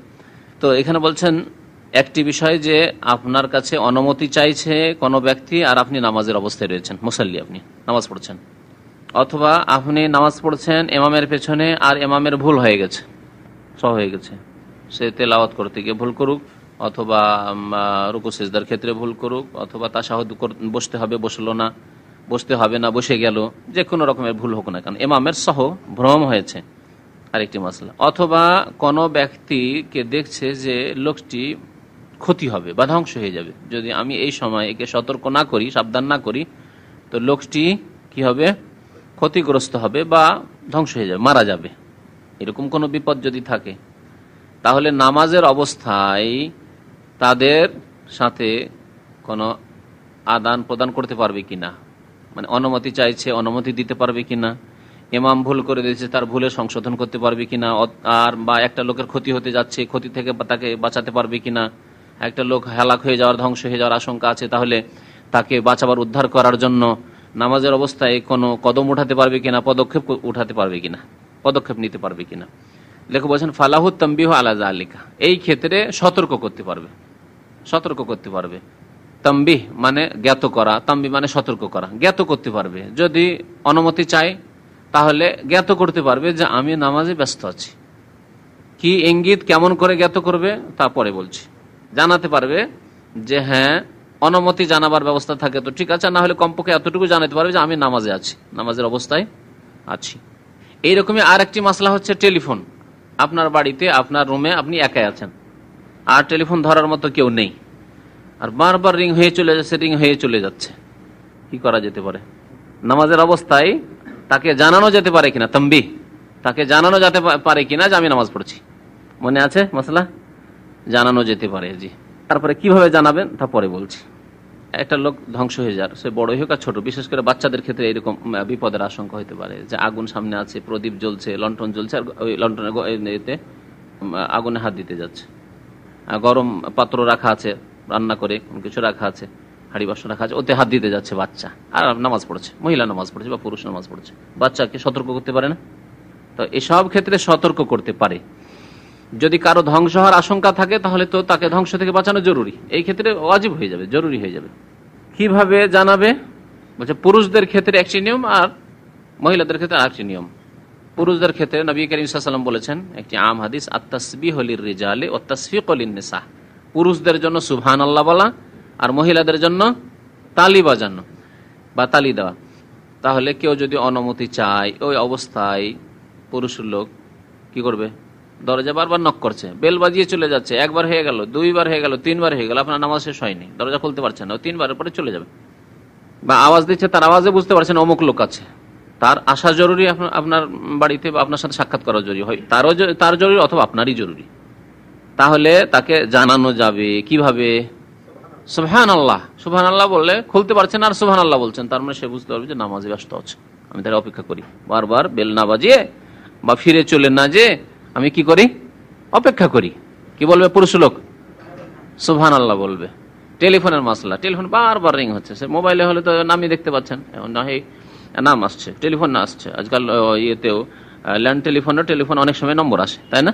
ওর ব্যবস্থা আছে, তো নম্বর আসছে, দেখছেন আপনার আম্মা টেলিফোন করছে বা গুরুত্বপূর্ণ টেলিফোন আছে, জরুরি আপনার মালিক টেলিফোন করছে, জরুরি জবাব দেওয়া এখন, বা এরকম যে কোনো ক্ষেত্রে হোক যে টেলিফোন, এই টেলিফোনের জবাব দেওয়া জরুরি।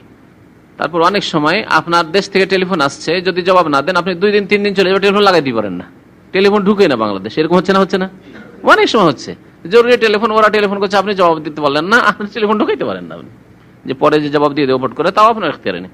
তাহলে এই ক্ষেত্রে টেলিফোনটা উঠিয়ে কি করলেন, সুবহানাল্লাহ মাসলা মনে রাখেন, টেলিফোন উঠিয়ে কি বলবেন, সুবহানাল্লাহ। ব্যাস এইরকমই ইমামের সহ হলে, ইমামের সহর উপরে তো আমল আছে, এই মাসলা জানা আছে যে ইমামের যদি ভুল হয় তাহলে কি করতে হবে, সুবহানাল্লাহ। কিন্তু এই ক্ষেত্রেও যে হালাত আছে, আল্লাহু আকবার বলে পাকিস্তানে, মানে উপমহাদেশের মধ্যে যে হালত আছে জাহিল মূর্খদের মধ্যে, নবী সাল্লাল্লাহু আলাইহি ওয়াসাল্লাম তাসবিহ বলেছেন, তারা আল্লাহু আকবার বলবে, অথচ আল্লাহু আকবার কোথাও নেই, না তাদের মযহাবেও নেই, যে হালত, এটি অজ্ঞতা।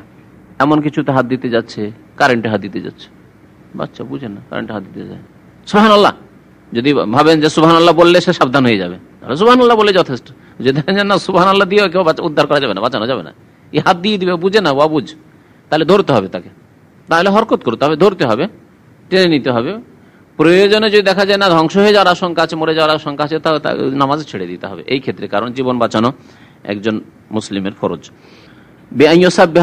লেখে বলছেন যে পুরুষ লোক সুবহানাল্লাহ বলবে, অত সাফিকুল মারআত, মহিলারা তালি দেবে, মহিলারা তালি দেবে। কিন্তু কাফেরদের যেহেতু তালি দেওয়া, এটা যেটা আমাদের দেশের বিভিন্ন অনুষ্ঠানে, রাজনৈতিক অনুষ্ঠানে অথবা খেলাধুলার অনুষ্ঠানে কেউ জিতলো কেউ হারলো শুরু করছে, এটা জায়েজ নয়, হারাম।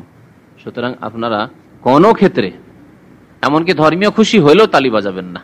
তালি বাজানো আল্লাহ রাব্বুল আলামিন এর নিন্দা করেছেন, বলেছেন এটি কাফেরদের আচরণ, কাফেরদের আদর্শ। ওমা কানা সালাতুম ইনদাল বাইতি ইল্লা মুকাআম ওয়া তাসদিয়া, কাফেরদের ইবাদত বন্দেগী হচ্ছে তালি বাজানো আর শেষ বাজানো। সুতরাং এটি জায়েজ নয়। আজকাল বহু লোকেরা এগুলি করে থাকে, মুসলমান হয়তো নামাজি, কিন্তু জানে না এটি জায়েজ নয়, করবেন না। এই জন্য তাদের বিরোধিতা করার জন্য কি করতে হবে, মহিলারা তালি দিবে কিভাবে, যে উল্টো হাতে দেবে, এইভাবে তালি দিবে। দলিল কি যে এইরকম ক্ষেত্রে সুবহানাল্লাহ বলে অথবা তালি দিয়ে মহিলাদের ক্ষেত্রে জানানো যাবে, লিকাউলিহি সাল্লাল্লাহু আলাইহি ওয়াসাল্লাম, কারণ নবী সাল্লাল্লাহু আলাইহি ওয়াসাল্লাম বলেছেন, ইযা নাবাকুম আমরুন, তোমাদের সামনে কোনো যদি কিছু পেশ আসে, তোমরা যদি কোনো সমস্যার সম্মুখীন হও, কোনো সমস্যার, আমরুন মানে সমস্যা, ব্যাপার, কোনো সমস্যার সম্মুখীন হও, ফালিয়াসাব্বিহির রিজালু, তাহলে পুরুষরা তাসবিহ বলবে, সুবহানাল্লাহ বলবে, ওয়ালিয়াসাফফিহিন নিসাও, আর মহিলারা তালি দেবে। তাসফিক কাফ দিয়ে আর তাসফিহ হা দিয়ে, দুটোর মানে হচ্ছে তালি দেওয়া। এই জন্য হাদিসে তো ইউসাফিহ এসছে, একই অর্থ। সাফা হাতের তলা, তো হাতের তলাতে মারো, তা হাতের তলাতে কেউ এই জন্য তাসফিহ থেকে বলেছে হাতের তলাতে এরকম মারা তো নেই, তাহলে কি করতে হবে, এইরকম অর্থ অথবা এরকম, এটা তো হাতের তলা হলে একই কথায়। মুত্তাফাকুন আলাইহি। ওয়ালা ইউকরাহু সালামু আলাল মুসাল্লি ইযা কানা ইয়ারিফু কাইফা ইয়ারুদ্দু, ওয়ালা ইউকরাহু সালামু আলাল মুসাল্লি ইযা কানা ইয়ারিফু কাইফা ইয়ারুদ্দু ওয়ালিল মুসাল্লি হিনাইযান রাদ্দুস সালাম ফি হালিস সালাতি বিল ইশারাতি লা বিল লাফজ। এখন বলা হচ্ছে যে নামাজিকে সালাম দেওয়া আর সালামের উত্তর দেওয়া। নামাজি সালাম দেবে না, ঠিক না? তো নামাজিকে সালাম দেওয়া যাবে কিনা? যাবে। তো নামাজিকে যদি সালাম দেওয়া যায় অথচ সে আল্লাহর সাথে, আল্লাহর ইবাদত বন্দেগীতে মাশগুল আছে, তো যে লোক খাওয়া দাওয়া করছে তাকে সালাম দেওয়া যাবে, যাবে না? তো এগুলি যে হালাত নয় আমাদের সমাজের, যে খাবের অবস্থায় সালাম দেওয়া নেই। আমাকে আমার ছোট খুব তালিব ইলম কালে যখন মাসলা জানতাম না, তখন আমাকে কিছু মুরব্বীরা এরকম একদিন বাধা দিয়েছিল, সালাম আলাইকুম, যেমন আমাদের দেখছেন আব্দুল্লাহ ইজের বয়স এরকম বয়স ছিল, অথবা 10 বছর এরকম ছিল, দেখেন না অনেক সময় এসে বাচ্চা সালাম দিচ্ছে। তো ওইরকম আমিও খাওয়া দাওয়া করছে লোকেরা, আর খুব বড় বড় লোকেরা বসে সালাম আলাইকুম বলে দিচ্ছে। আমি যাই ছেলে সালাম কেন দিলে? আমি তো ভয় পেয়ে গেছি, সালাম কেন দিলে? সালাম দাও, তুমি জানো না যে খাওয়া দাওয়ার সময় সালাম দিতে হয় না? বলছেন ওয়ালা ইউকরাহু সালামু আলাল মুসাল্লি, নামাজিকে সালাম দেওয়া মাকরুহ নয়। আমার দেশে বলে নামাজিকেও সালাম দেওয়া মাকরুহ, যে খাওয়া দাওয়া করে তাকে সালাম দেওয়া মাকরুহ। আর কয়েকটি জায়গা আছে, মনে আছে জায়গাগুলি? ওদের সময় সালাম দেওয়া মাকরুহ, আর পেশাব পায়খানার সময় সালাম দেওয়া মাকরুহ, কোনটি মাকরুহ নয়। পেশাব পায়খানার অবস্থায় বাথরুমে আছেন, জানছেন যে অফিসওয়ালা বা বাড়িওয়ালা বাথরুমে আছে, সালাম আলাইকুম দেন, অসুবিধা নেই। উত্তর দেবে না নাপাক অবস্থা, বাথরুম থেকে বেরিয়ে উত্তর দেবে। নামাজের অবস্থায় যেহেতু আল্লাহর সাথে সে মশগুল আছে ইবাদতে, সেই জন্য উত্তর দিতে পারবে না কথার দ্বারা। উত্তর দিতে পারবে না কথার দ্বারা। তাহলে কথার দ্বারা উত্তর দিতে পারবে না, তাহলে বোঝা গেল যে কর্মের দ্বারা উত্তর দিতে পারবে, তা হচ্ছে ইশারা করে। নামাজ পড়ছে, সালাম আলাইকুম কেউ বললো, বলেই দিল নামাজিকে, তাহলে কি করবে? এরকম করতে পারবে, এরকম করে সালামের উত্তর দিতে পারবে। যেমন সালামের উত্তর দিচ্ছেন অথবা সালাম দিচ্ছেন, গাড়িতে যাচ্ছেন, গাড়ির গ্লাস বন্ধ আছে, আওয়াজ পৌঁছিবে না, দেখছেন আমার পরিচিত লোক, করছেন না, এটি সালাম। কিন্তু শুধু ইশারায় সালাম দেওয়া জায়েজ নয়। আবার এই ইশারার সাথে সাথে কি করতে হবে? উচ্চারণ করতে হবে। রাস্তাঘাটে যাচ্ছেন, গাড়িতে যাচ্ছেন, আর শুধু ইশারা করে দিলেন, অনেক সময় মুখ নড়েই না, আজকালকার অনেক জাহিল লোকের আছে। এটি যেহেতু ইহুদিদের সালামের কথা বলা হয়েছে, শুধু হাতের ইশারা সালাম, এই জন্য নিষেধ করা হয়েছে। তাহলে মুখে আসসালামু আলাইকুম রহমতুল্লাহ বলেন, আর তার সাথে হাত উঠান, ঠিক আছে। জি, জবাবের ক্ষেত্রে জবাব দিবেন, ধরেন একজন সালাম দিল, জবাব দিবেন দূর থেকে, রোডের ওপারেও আছে, রোডের এপারে আপনি আছেন, দেখা দেখি চোখে চোখে দেখা দেখি হয়ে গেল, সালাম দেওয়া নেওয়া করবেন। সালাম ওয়ালাইকুম আসসালাম, তা হাত উঠান আর ওয়ালাইকুম আসসালাম বলেন। এদিক থেকে হাত উঠেল আর সালাম দিল, আর আপনি করলেন, সমান সমান, এরকম নয়। আর নামাজের অবস্থা না, নামাজের অবস্থায় কথা চলবে না, ইশারা শুধু। জি, এটা খাস অবস্থা। আর নামাজ থেকে বেরিয়ে গিয়ে উত্তর দিলে কথাই দেবে। তা লেখক বলছেন যে মুসাল্লিকে, নামাজিকে সালাম দেওয়া মাকরুহ নয়, তার মানে জায়েজ, নামাজিকে সালাম দেওয়া জায়েজ। মসজিদে যাচ্ছেন, জামাত চলছে, সালাম আলাইকুম বলা জায়েজ। এজা কানা ইয়ারিফু কাইফা ইয়ারুদ্দু, কিন্তু জানতে হবে এতটুকু যে নামাজি যারা নামাজ পড়ছে তারা জানে মাসলা, যে নামাজের অবস্থায় ওয়ালাইকুম আসসালাম বলা যাবে না। আর যদি এরকম হয় যে অনেক জাহেল মূর্খ আছে যারা জানে না, হয়তো সালাম সেনে ওয়ালাইকুম সালাম বলে দিবে, তো নামাজটা তার বাতিল হয়ে যাবে। এরকম যদি আশঙ্কা থাকে তাহলে সালাম দেবেন না। এরকম আশঙ্কা যদি থাকে যে ব্যক্তি বেশি লেখাপড়া জানে না, কি জানি কি করতে কি করে, সালামের উত্তর দিয়ে ফেলে, তাহলে সালাম দেবেন না। ওয়ালিল মুসাল্লি হিনাইদিন রাদ্দুস সালামে ফি হালিস সালাতে, আর মুসাল্লিও সালামের জবাব দিতে পারবে ফি হালিস সালাহ, নামাজের অবস্থায়, কিন্তু বিল ইশারা, ইশারা ইঙ্গিত করে, লা বিল লাফজ, শব্দের দ্বারা নয়। জি, উচ্চারণ করে নয়, ওয়ালাইকুম আসসালাম বলে নয়, বিল লাফজ মানে তালাফুজ, উচ্চারণ করে নয়। ফালা ইয়াকুলু, সুতরাং বলবে না যে ওয়ালাইকুম আসসালাম, সালাম দিল নামাজিকে, বলবে না যে ওয়ালাইকুম আসসালাম, তাহলে ইশারাতে দেবে। ফাইন রাদ্দাহু বিল লাফজে, যদি কেউ উচ্চারণ করে সালামের জবাব দিয়ে দেয় নামাজের অবস্থায়, সালাম বললো, নামাজ পড়ছে, আর একজন লোক সালাম দিল, বললো ওয়ালাইকুম আসসালাম, তাহলে কি হবে? বলছে ফাইন রাদ্দাহু বিল লাফজে, উচ্চারণ করে যদি সালামের জবাব দেয় নামাজি ব্যক্তি, বাতালাত সালাতু, নামাজ ভঙ্গ হয়ে যাবে, বাতিল হয়ে যাবে। কেন বাতিল হবে? লিআন্নাহু খিতাবু আদমিইন, কারণ এটি হচ্ছে মানুষকে সম্বোধন করা। নামাজের অবস্থায় ওয়ালাইকুম বলে, কুম বলে খিতাব করা হচ্ছে মানুষকে সম্বোধন করা, কারণ সেই ব্যক্তি আল্লাহর সাথে কথা বলতে বলতে মানুষের সাথে কথা বলে দিল। ওয়ালাইকুম আসসালাম মানে আপনার ওপর শান্তি বর্ষিত হোক হে মাহমুদ, ও জামান ভাই আপনার ওপর শান্তি বর্ষিত হোক। তাহলে আল্লাহর সাথে কথা বললো না, এখন কি করলো? মানুষকে সম্বোধন করা শুরু করলো। আর নামাজ হচ্ছে আল্লাহর সাথে চুপি সুরে কথা বলার নাম। ইন্নাল মুসাল্লি ইযা সাল্লা, মুসাল্লি যখন নামাজ পড়ে, ইউনাজি রাব্বাহু, তখন সে রবের সাথে চুপি সুরে কথা বলে, মুনাজাত করে, মানে চুপি সুরে কথা বলে। আর এর ব্যতিক্রম যদি ঘটে তাহলে নামাজ বাতিল হয়ে যাবে। কেউ যদি বলে আমরা তো নামাজে সম্বোধন করছি মানুষকে, কোন জায়গায়? আত্তাহাতে। কাকে? রাসূলুল্লাহ সাল্লাল্লাহু আলাইহি ওয়াসাল্লামকে। আসসালামু আলাইকা আইয়ুহান নাবিয়্যু, সালাম বর্ষিত হোক আপনার উপর। আপনার উপর কা? এখানে বলেন ওয়ালাইকুম আসসালাম, মানুষকে, অন্য মানুষকে বলেন। ওখানে রাসূলুল্লাহ সাল্লাল্লাহু আলাইহি ওয়াসাল্লাম বলছেন আসসালামু আলাইকা আইয়ুহান নাবিয়্যু, হে নবী আপনার উপর সালাম বর্ষিত হোক। নবীকে তো সম্বোধন করলেন, এটা তো মানুষকে খেতাব করা নয়। তাহলে এর জবাব এখানে কেন নামাজ বাতিল হয় না? কারণ নবী করিম সাল্লাল্লাহু আলাইহি ওয়াসাল্লাম এইভাবে সাহাবায়ে কেরামদেরকে বলেছেন যে তোমাদেরকে এইভাবে নবীকে সালাম পেশ করতে হবে।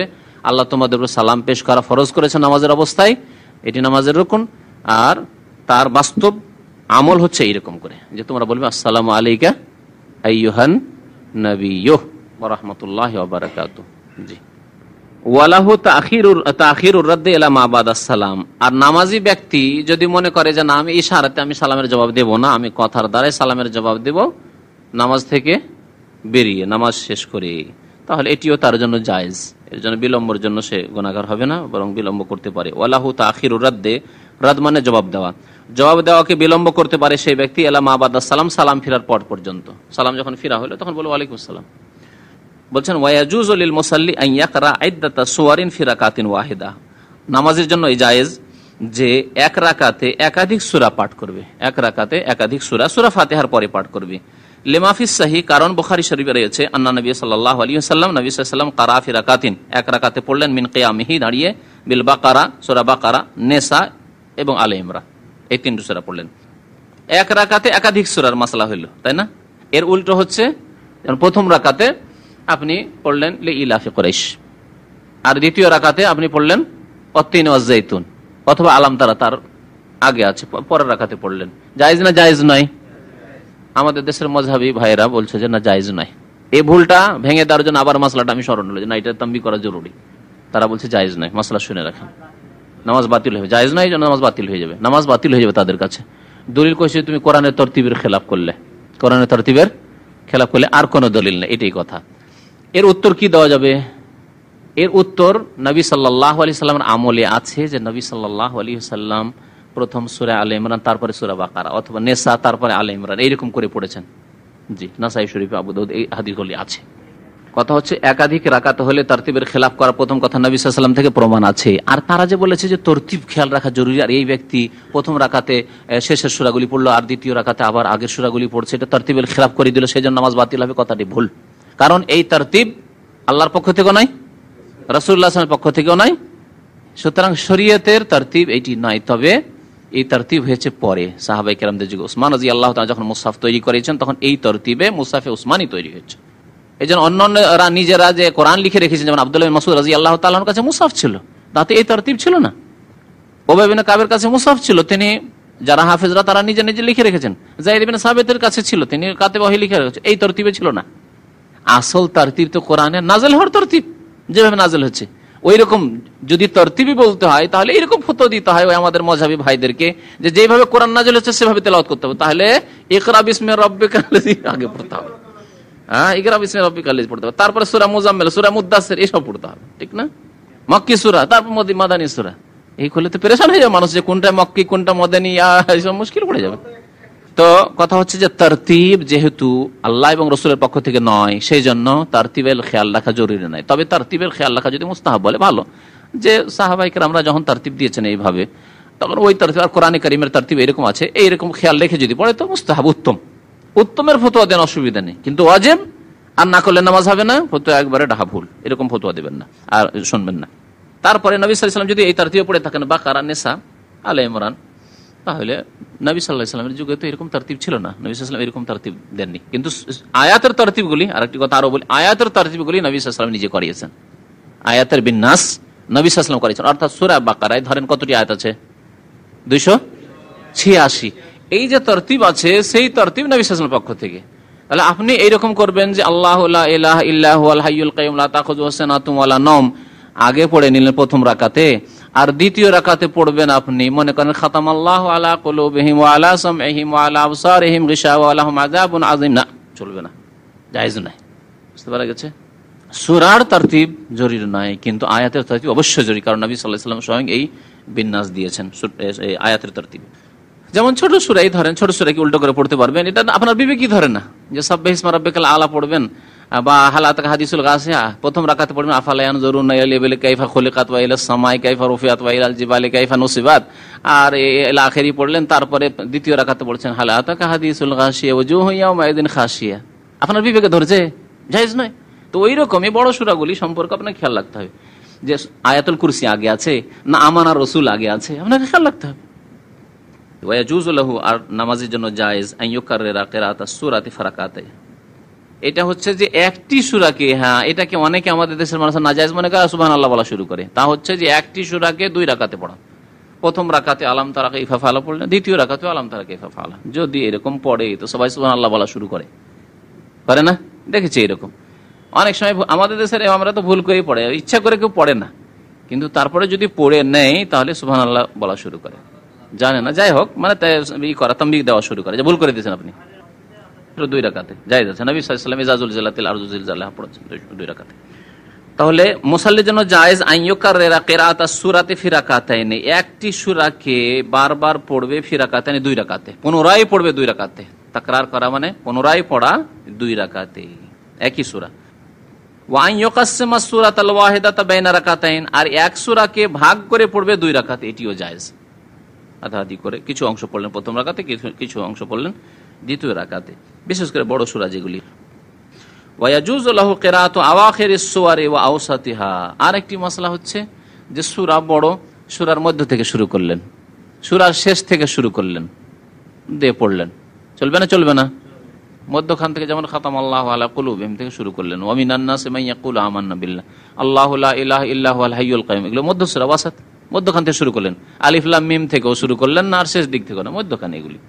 আর তারপরে মধ্যে কিছু আয়াত পড়ে আপনি আল্লাহু আকবার রাকাত শেষ করলেন, কেরাত শেষ করে দিলেন। আর শেষ দিক থেকে যেমন আপনি লিল্লাহি মা ফিস সামাওয়াত শুরু করলেন, অথবা আমানার রাসূল থেকে শুরু করলেন, লা ইউকাল্লিফুল্লাহু নাফসান ইল্লা উসআহা থেকে শুরু করলেন, শেষ আয়াত পড়লেন বা শেষের দিকের আয়াতগুলি পড়লেন। এই সবগুলি কি জায়েজ কিনা? জায়েজ।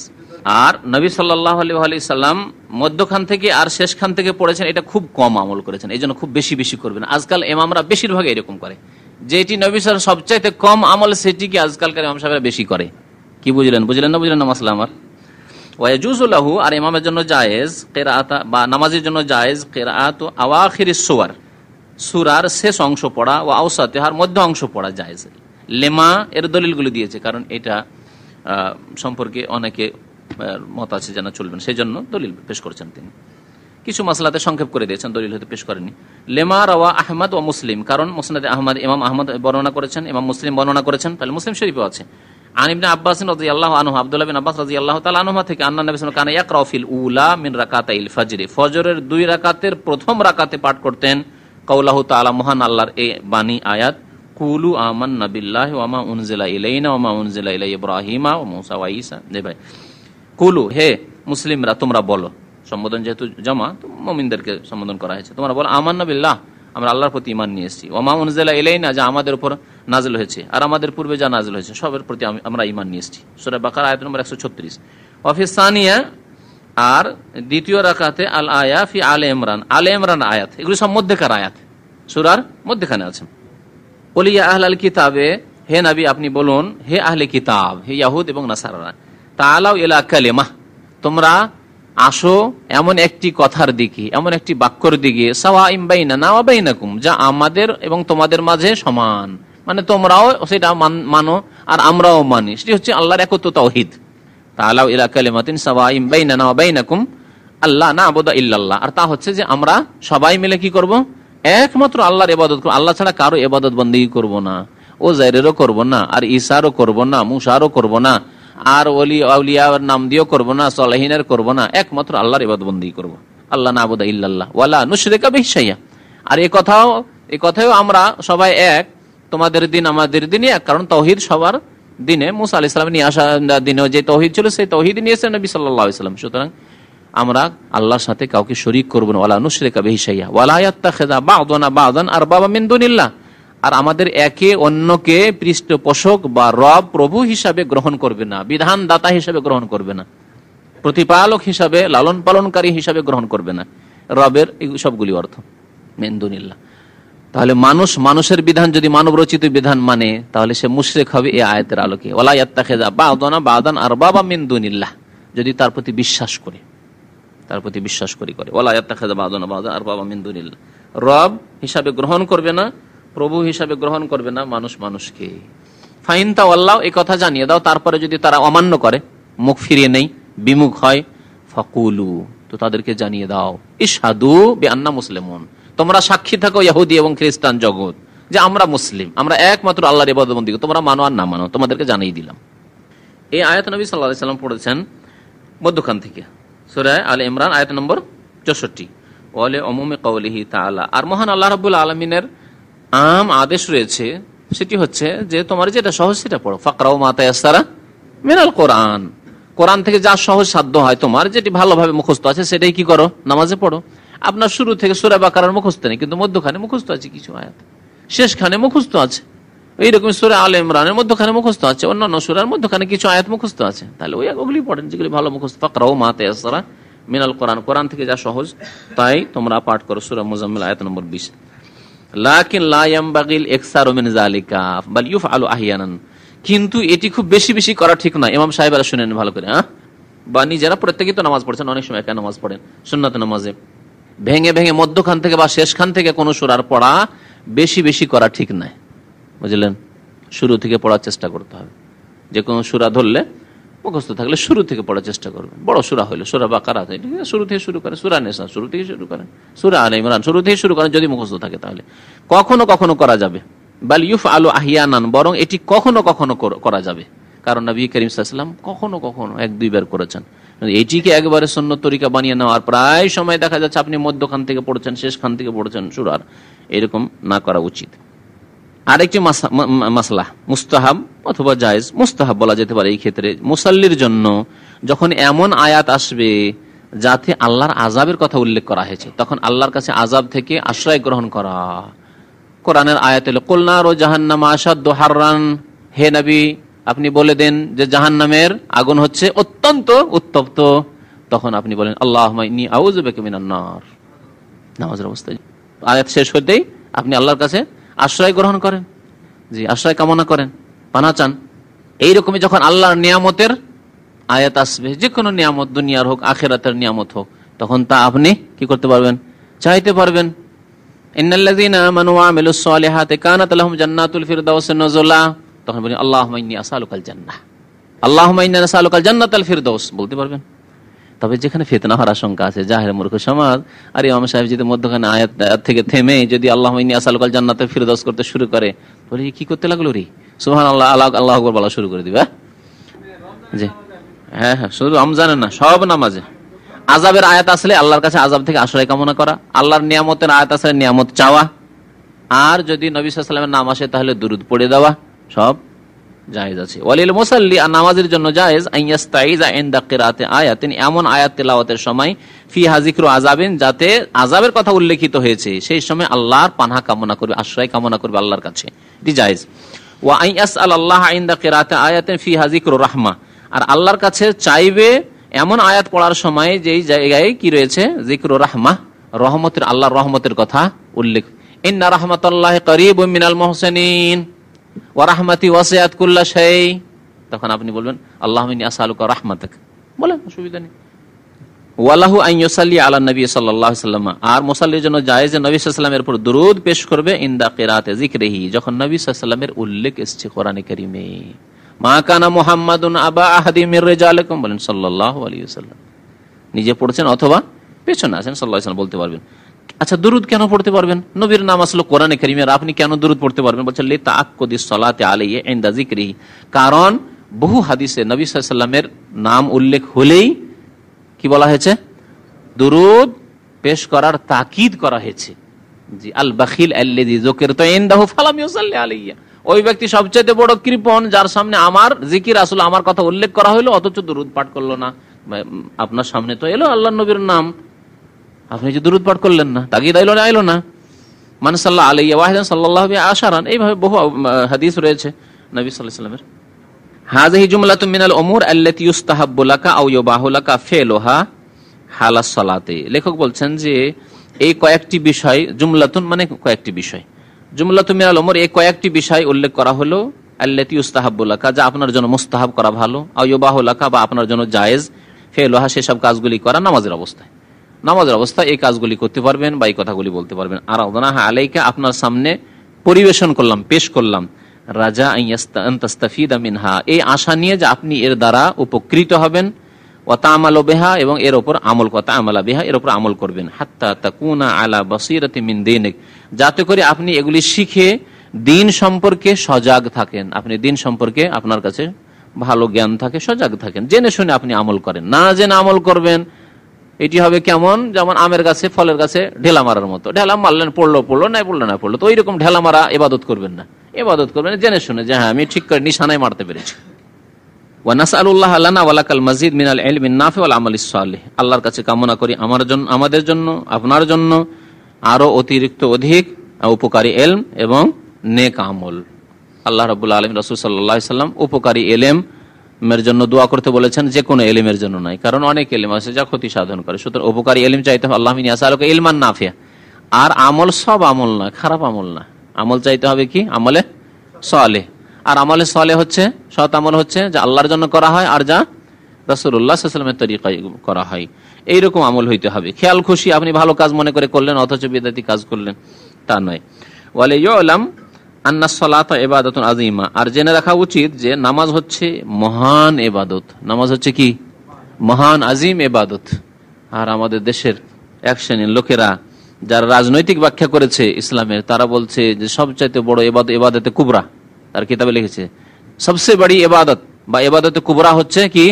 হুকুমতে ইলাহি ইকামতে দিন, হুকুমতে ইলাহি কায়েম করা, মানে পার্লামেন্ট দখল করা। জি, গদিতে পৌঁছা। তো গদিতে পৌঁছে গেলে বড় ইবাদত করতে পারলো। আর নামাজ রোজা এগুলি হচ্ছে ট্রেনিং কোর্স। নামাজ রোজা হজ জাকাত ট্রেনিং কোর্স করে বড় ইবাদত পর্যন্ত পৌঁছিতে হবে। এগুলি সব ওয়াসাইল, মাধ্যম। এই মাধ্যম দিয়ে গিয়ে গায়াত মানে টার্গেটে পৌঁছা। টার্গেট হচ্ছে পার্লামেন্ট।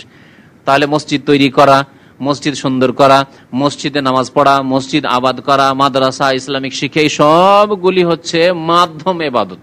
আর টার্গেট ইবাদত হচ্ছে জি গদিতে পৌঁছা। আর এই টার্গেটে পৌঁছার জন্য এমন তাড়াহুড়া লাগাইলো যে যিনি এই কথা এই ব্যাখ্যা করলেন ইসলামের, তার কথাই অমান্য করলো। তিনি যে কাজটি কুফরি বললেন, বলছে আর সবুর করা যাচ্ছে না, আর ধৈর্য ধরা যাচ্ছে না, আর কতদিন ধৈর্য ধরবো? আপনিও মরে গেলেন এই অবস্থায়, হুকুমত এলাহি কায়েম করতে পারলেন, আর আমরা এরকম অবস্থায় মরে যাব। আর আপনি গণতন্ত্রকে কুফরি ফতোয়া দিয়ে রেখে দিলেন। না না, আপনার এই ফতোয়া আর মানছি না, আপনারা তকলিদ করছি না, এখন আমরা মুজতাহিদ। সুতরাং ইউরোপিয়ান আর আমেরিকান গণতন্ত্রই হচ্ছে ইসলাম, আর এর মাধ্যমে আমরা তাড়াতাড়ি করে ফল খাবো। এই ফল খেতে শুরু করলো, আর পার্লামেন্টে তারা পৌঁছে গেল। কথা বুঝতে পারছেন না? পারছেন না? এই হচ্ছে বর্তমান এই জামাতটির অবস্থা। লা ইয়াজুজু আন ইউফআলা আও ইউকালা ফিহা ইল্লা ফি হুদুদিশ শারঈ আল ওয়ারিদ আন রাসূলিল্লাহ সাল্লাল্লাহু আলাইহি ওয়াসাল্লাম বলছেন যে নামাজ যেহেতু একটি মহান ইবাদত, সুতরাং নামাজে এমন কিছু করা বা এমন কিছু বলা জায়েজ নয় যা শরীয়তের সীমানার বাইরে। শরীয়তের সীমানায় যা আছে, মানে যতটা অনুমতি আছে করার তাই করতে পারবেন, যতটা অনুমতি আছে বলার নামাজের অবস্থায় তাই বলতে পারবেন। আর যা প্রমাণিত আলওয়ারে, যা প্রমাণিত রাসূলুল্লাহ সাল্লাল্লাহু আলাইহি ওয়াসাল্লাম থেকে, ফাআলাইকা বিল ইহতিমামি বিহা, সুতরাং আপনি এই ক্ষেত্রে গুরুত্ব আরোপ করুন। ও মারিফাতে মা ইউকাম্মিলুহা, এবং সেসব বস্তু জানুন, সেসব জিনিস জানুন যা নামাজকে পূর্ণতা দান করে। ওমা ইউনকিসুহা, নামাজে ঘাটতি সৃষ্টি করে, নামাজে ত্রুটি পয়দা করে, সেসব জিনিসকে জানুন এবং সেগুলি থেকে বেঁচে থাকেন। হাত্তা তুআদ্দিহা আলাল ওয়াজহিল আকমাল, যাতে করে নামাজকে সুন্দর রূপে, পূর্ণাঙ্গ রূপে আপনি আদায় করতে পারেন। আল্লাহ যেন আমাদেরকে তৌফিক দান করেন। আমিন ইয়া রাব্বাল আলামিন। সাল্লাল্লাহু আলা নবিয়িনা মুহাম্মদ ওয়া আলা আলিহি ওয়া সাহবিহি আজমাইন।